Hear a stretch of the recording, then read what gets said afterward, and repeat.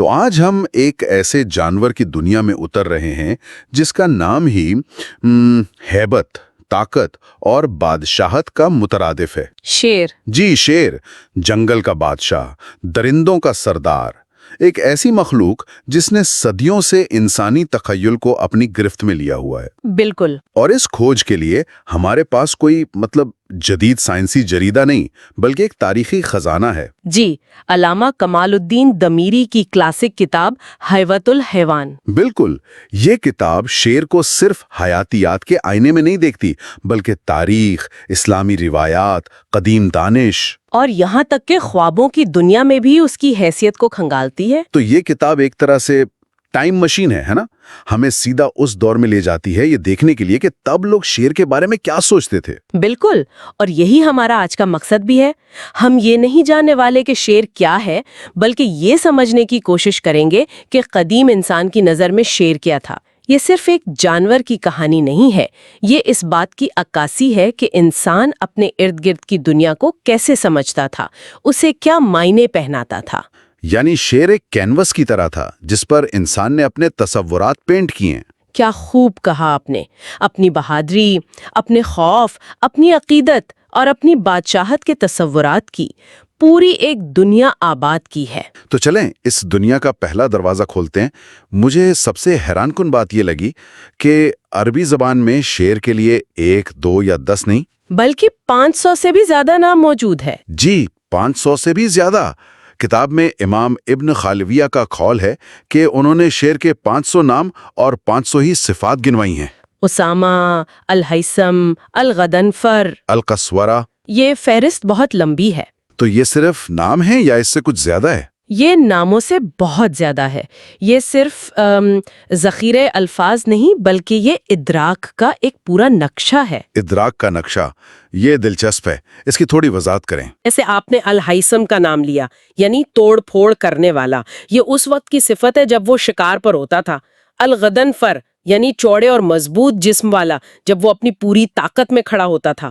تو ہر نام اس کی کسی خاصیت سے جڑا ہوا تھا۔ جی بالکل، ہر نام اس کی طاقت، اس کے غصے، اس کے چلنے کے انداز یا اس کی ہیبت کے کسی خاص پہلو کو دیکھنے کا ایک نیا زاویہ تھا۔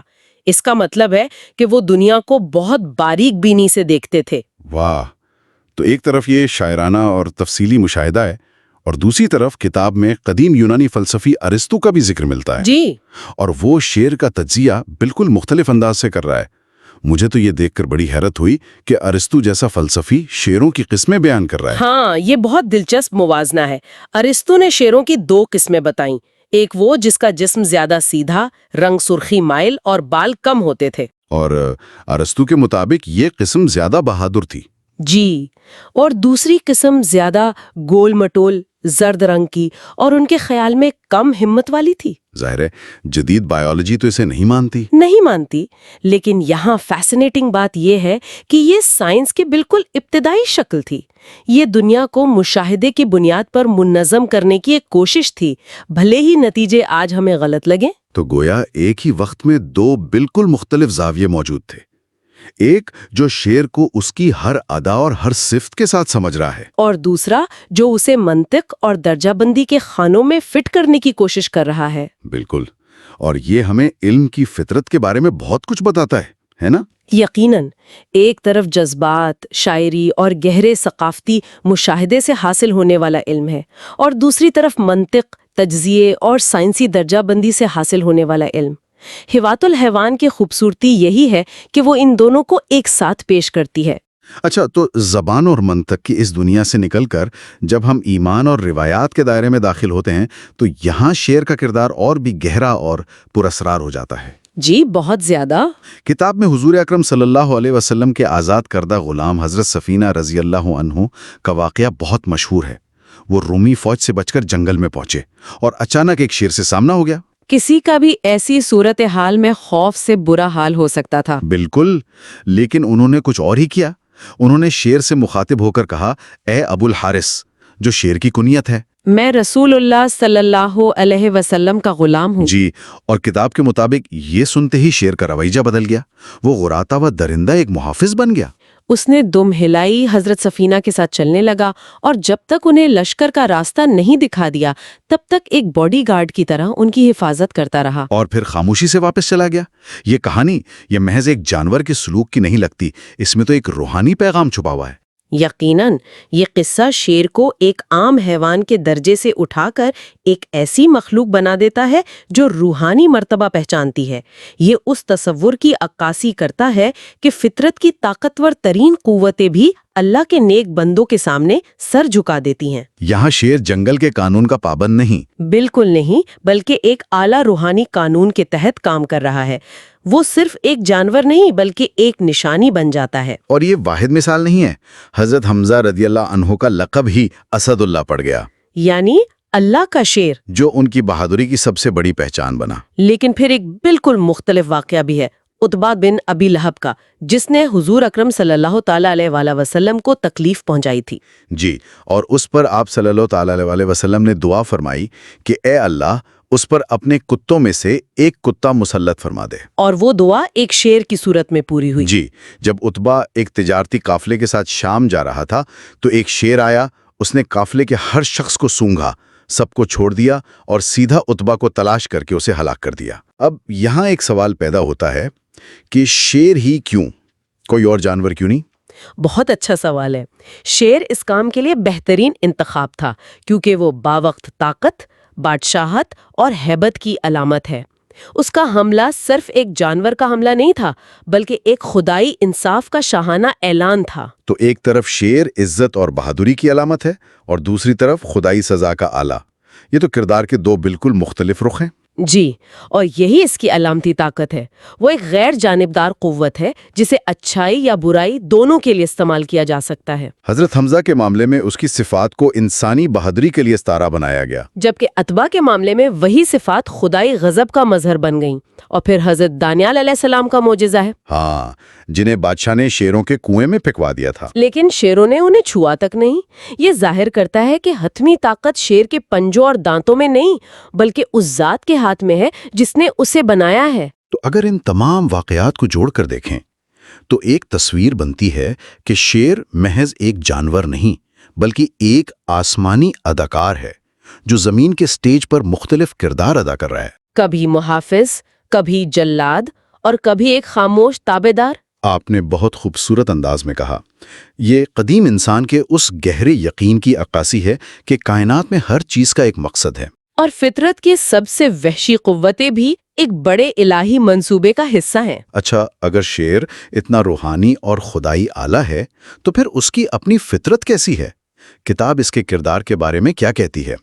क्या वो एक मुकम्मल तौर पर मिसाली मखलूक है? नहीं, और यही बात उसे मजीद दिलचस्प बनाती है। किताब के मुताबिक शेर में बेपनाह नखुवत और खुददारी है। नुखुवत? जी, कहा जाता है कि वो किसी दूसरे जानवर का बचा हुआ पानी कभी नहीं पीता, चाहे प्यास से मर रहा हो। इसी तरह अगर उसका शिकार मर जाए और उसमें जरा सी भी बू पैदा हो जाए तो वो उसे छोड़ देता है। भूखा रहना मंजूर है, लेकिन अपनी शान के खिलाफ कोई काम करना मंजूर नहीं। बिल्कुल। ये तो एक बादशाह वाली अदा हुई, जिसके अपने उसूल हैं, अपना एक वकार है। ये बात तो उसे एक आम दरिंदे से बहुत ऊंचा दर्जा देती है। बिल्कुल। ये मुशाहिदात हमें बताते हैं कि कदीम लोग जानवरों को सिर्फ जिबलत पर चलने वाली मशीनें नहीं समझते थे। वो उनमें इंसानी जैसी पेचीदा खुसूसियात जैसे फख्र और इज्जत नफ्स भी देखते थे। वो शेर के रवैये में एक बादशाह का अक्स देख रहे हैं। जी, लेकिन कहानी यहीं खत्म नहीं होती। इस बादशाह के कुछ बड़े अजीबो-गरीब खौफ भी हैं। हाँ, ये हिस्सा पढ़कर तो मैं भी बहुत महजूज हुआ। एक तरफ इतनी शान और शौकत और दूसरी तरफ ऐसे खौफ। बताइए जरा। किताब कहती है कि शेर आग की चमक से डरता है, जो समझ में आता है, लेकिन इससे भी ज्यादा अजीब बात यह है कि वो एक मुर्ख की आवाज से खौफजदा हो जाता है। क्या वाकई? बज़ाहिर ऐसा ही है। किताब के मुताबिक मुर्ख की बांग से उस पर एक हैबत तारी हो जाती है। जंगल का बादशाह एक मुर्ख से डरता है? یہی تو تضاد ہے اور یہ بہت گہرا فلسفیانہ سبق دیتا ہے۔ یہ ہمیں یاد دلاتا ہے کہ کائنات میں کوئی بھی مخلوق مطلق طور پر طاقتور یا ناقابل تسخیر نہیں۔ ہر طاقت کی کوئی نہ کوئی کمزوری ہوتی ہے۔ بالکل، ہر بادشاہ کے دل میں کوئی نہ کوئی خوف چھپا ہوتا ہے۔ یہ فطرت کے توازن کی ایک خوبصورت مثال ہے۔ جس طرح شیر کی دہاڑ سے جنگل کانپ اٹھتا ہے، اسی طرح ایک چھوٹے سے پرندے کی آواز اس کے دل میں خوف پیدا کر سکتی ہے۔ یہ واقعی سوچنے کی بات ہے۔ اچھا، اس کی طاقت اور کمزوریوں سے آگے بڑھ کر ایک اور حیرت انگیز پہلو ہے جس کا کتاب میں ذکر ہے، اور وہ ہے شیر بطور دوا، جی یعنی اس کے جسم کے اعضاء کو علاج کے لیے استعمال کرنا۔ جی، یہ قدیم طب کا ایک اہم حصہ تھا۔ کتاب میں کئی مثالیں ہیں، جیسے شیر کی چربی کو پگھلا کر جوڑوں کے درد یا فالج زدہ اعضاء پر مالش کی جاتی تھی، اور یہ مانا جاتا تھا کہ اس سے شفا ملتی ہے۔ جی اسی طرح اس کا پتا یعنی بائل اگر سرمے میں ملا کر آنکھوں میں لگایا جائے تو بینائی کو تیز کرتا ہے۔ اور ایک عقیدہ یہ بھی تھا کہ اگر کوئی شخص شیر کا دانت اپنے پاس رکھے تو وہ نڈر ہو جاتا ہے۔ اس کے پیچھے کیا منطق ہو سکتی ہے؟ یہ تو جدید سائنس کے بالکل برعکس ہے۔ اس کے پیچھے کی منطق سمپتھیٹک میجک یا نقلی جادو کا قدیم تصور ہے۔ یہ عقیدہ کہ کسی چیز کی خصوصیات اس کا حصہ استعمال کرنے سے آپ میں منتقل ہو سکتی ہیں۔ اچھا، مطلب شیر جیسا بہادر بننا ہے تو اس کا دانت پاس رکھو۔ بالکل، اگر اس جیسی تیز نظر چاہتے ہیں تو اس کے پتے کو استعمال کریں، کیونکہ پتا بینائی سے منسلک سمجھا جاتا تھا۔ آپ شیر کا صرف ایک حصہ استعمال نہیں کر رہے، بلکہ آپ علامتی طور پر اس کی طاقت اور اس کی فطرت کو اپنے اندر جذب کرنے کی کوشش کر رہے ہیں۔ تو یہ مادی علاج سے زیادہ ایک روحانی یا علامتی علاج تھا۔ ہاں، آپ کہہ سکتی ہیں۔ اور یہی علامتی طاقت خوابوں کی دنیا میں بھی نظر آتی ہے۔ کتاب میں خواب میں شیر دیکھنے کی بہت سی تعبیریں ہیں، مثلاً یہ کہ خواب میں شیر دیکھنا کسی ظالم بادشاہ یا خطرناک دشمن کی علامت ہو سکتا ہے۔ بالکل، اور خواب کی تعبیر اس بات پر منحصر ہے کہ خواب دیکھنے والے کا شیر کے ساتھ تعلق کیسا تھا۔ اگر کوئی خواب میں شیر سے لڑ کر اس پر غالب آ جاتا ہے تو اس کا مطلب ہے کہ وہ حقیقی زندگی میں اپنے دشمن پر فتح پائے گا۔ جی، اور اگر کوئی شیر پر سواری کر رہا ہے تو یہ اس سے بھی بڑی بات ہے۔ اس کا مطلب ہے کہ اسے بہت بڑا مرتبہ اور غلبہ حاصل ہوگا۔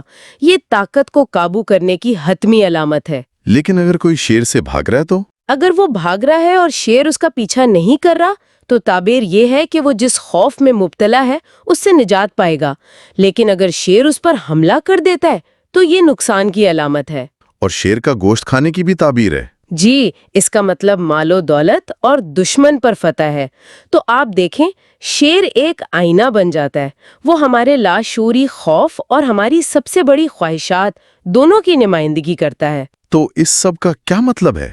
اس پوری گفتگو سے جو تصویر ابھرتی ہے وہ یہ ہے کہ شیر کبھی بھی صرف ایک جانور نہیں رہا۔ کبھی بھی نہیں۔ وہ ادب میں بہادری کا نشان ہے، مذہب میں خدا کی قدرت کا مظہر ہے، قدیم طب میں شفا کا ذریعہ ہے، اور خوابوں کی دنیا میں ہمارے اندرونی خوف اور خواہشات کا پیغامبر ہے۔ حیوانات الحیوان ان تمام چہروں کو ایک ہی جگہ جمع کر دیتی ہے۔ آپ نے بالکل صحیح خلاصہ کیا۔ یہ ذرائع ہمیں دکھاتے ہیں کہ انسان فطرت کو کیسے مانے دیتا ہے۔ شیر ایک خالی کینوس کی طرح ہے جس پر انسانی تہذیب نے صدیوں تک اپنے خوف، اپنی امیدیں، بادشاہت کے تصورات اور روحانی عقائد کی تصویریں بنائی ہیں۔ تو یہ جانور سے زیادہ انسانی تخیل کا آئینہ ہے۔ بالکل، یہ ہمیں بتاتا ہے کہ ہمارے لیے دنیا صرف وہ نہیں جو نظر آتی ہے، بلکہ وہ ہے جو ہم اس میں دیکھتے اور محسوس کرتے ہیں۔ شیر کی کہانی دراصل انسان کی اپنی کہانی ہے۔ اور اسی نقطے پر ایک آخری سوچ کے ساتھ اس گفتگو کو ختم کرتے ہیں۔ کتاب میں ذکر ہے کہ شیر کی دھاڑ اتنی ہیبت ناک ہوتی ہے کہ بعض اوقات کمزور جانوروں کے دل خوف سے پھٹ جاتے ہیں۔ جی، دھاڑ سے بھری ہوئی ہے۔ اس میں ایسی کون سی آوازیں ہیں یا خیالات ہیں جو شیر کی دھاڑ جیسی طاقت رکھتی ہیں؟ بہت گہرا سوال ہے۔ وہ کون سی چیزیں ہیں جو فوری طور پر ہماری توجہ کھینچ لیتی ہیں، ہم پر ہیبت طاری کر دیتی ہیں، یا ہمارے اندر ایک گہرا فطری خوف پیدا کر دیتی ہیں، بالکل ویسے ہی جیسے جنگل میں شیر کی دھاڑ کرتی ہوگی؟ اس پر ضرور سوچیے گا۔